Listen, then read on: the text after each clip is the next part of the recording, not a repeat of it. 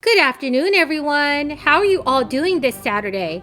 Thank you so much for joining me here this afternoon. I greatly appreciate it. This is your fourth stimulus check update and daily news report.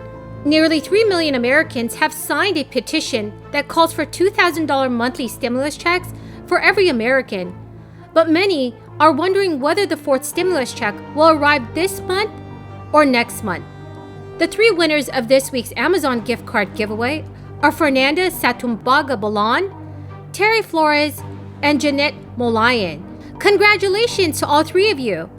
If you are a winner, please make sure to respond to my comment so I can send you the gift card. Thank you very much, everyone. And also next week, I will be doing another giveaway. Please enter the giveaway by subscribing to my channel, liking this video, and also leaving a comment below. Thank you so much.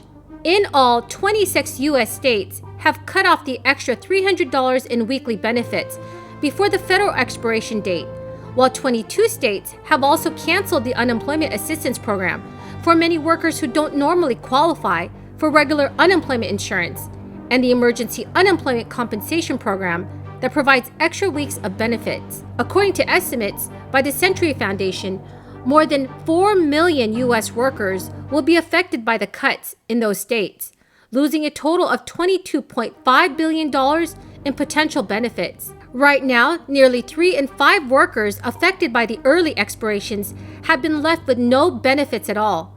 So far, lawsuits have been filed in 11 of those 26 states. Unemployed workers in the state of Missouri are suing their governor for ending federal unemployment programs early. This is becoming part of a movement that has cropped up in 10 other U.S. states, where similar lawsuits have met mixed success. Now, Madam President, on another matter, after a week of work with our constituents, the Senate reconvenes with a chance to refocus on the most important issues facing our folks back home. Already on multiple occasions this year, we've demonstrated that even a narrowly divided chamber is capable of taking productive bipartisan steps on serious issues. Wide majorities have come together to extend access to the critical PPP loans, invest in drinking water infrastructure, and equip the justice system to better combat hate crimes against Asian Americans. This week, the Senate is set to do the same on legislation regarding competition with China, and many of our colleagues are working hard to make further consensus possible on issues that have historically enjoyed bipartisan support, like transportation infrastructure. Remember, this sort of collaboration on serious priorities is what the American people insisted upon just last November.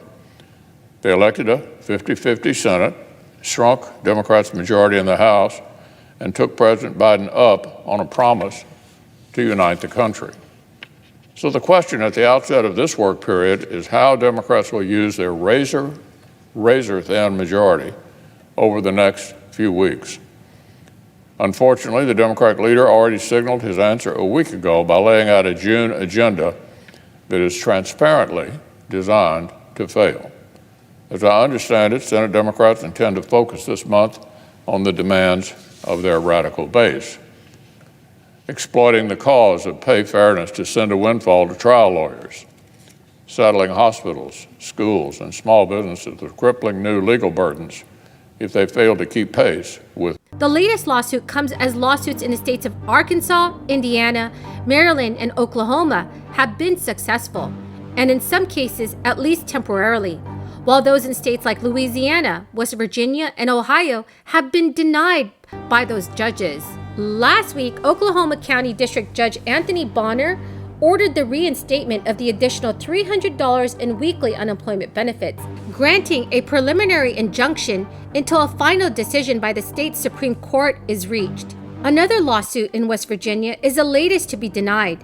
A judge this week just denied the request for a temporary restraining order in connection with Governor Jim Justice's decision to terminate the federal unemployment programs early. Enhanced jobless benefits, which include $300 weekly bonus checks, as well as assistance for freelancers and the long-term unemployed, are getting closer to their expiration date of September 6, 2021. There are some 24 states that had already chosen to pull the plug early on the crisis-related coverage, with governors claiming that the benefit was disincentivizing out-of-work residents from filling jobs. But there are recent reports that indicate that the ending of these benefits in those states has had little impact on labor markets. Labor Department officials have said their hands are tied right now and cannot counter decisions by the state governors to start participation in the national unemployed programs. Moreover, the White House officials have indicated they will not continue the enhanced jobless benefits past September in other states, saying that they were intended to be temporary. In his latest speech on June 4th on May's jobs report, President Biden underlined that it will make sense for those supplemental unemployment benefits to expire in 90 days. In remarks on the economy in May, President Biden had reaffirmed the guidelines for receiving federal unemployment insurance. We are going to make it clear that anyone collecting unemployment who is offered a suitable job must take the job or lose their unemployment benefits. According to the Department of Labor, if you turn down a suitable job, you can be denied unemployment benefits. You must be able, ready, and willing to accept a suitable job. So what are your thoughts on this, everyone? Should the $300 weekly unemployment benefits be extended? Please leave your thoughts in the comments section below. Unless your state is one of those that have opted out, the enhanced unemployment benefits will continue until Labor Day, which is September 6th, granting a $300 weekly federal bonus on top of what the state pays.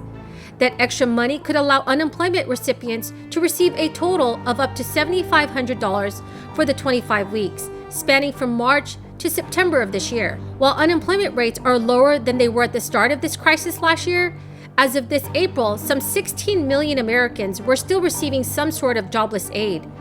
According to the Bureau of Labor Statistics, more than 1 in 4 jobless Americans have been without unemployment for over a year. Given President Biden's most recent remarks, it may be possible that enhanced benefits will be renewed after Labor Day, but we will continue to follow the economic rebound over unemployment programs over the summer.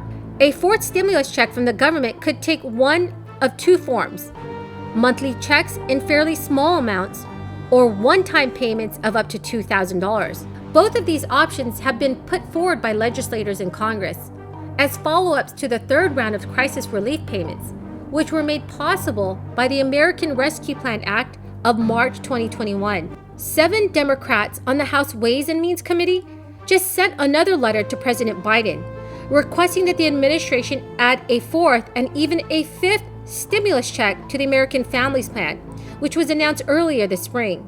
The Internal Revenue Service can begin sending out possible 4th stimulus checks in the same manner it sent the previous stimulus payments.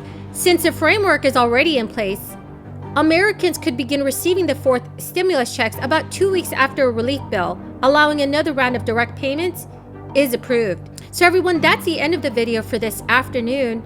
I hope you found some of this information helpful, and I truly appreciate every single one of you joining me here today. Next Friday, I'll be announcing 3 more winners of my Amazon gift card giveaway. Please enter the giveaway by liking this video, leaving a comment below, and also subscribing to my channel. Thank you very much, everyone, and have a very blessed Saturday afternoon.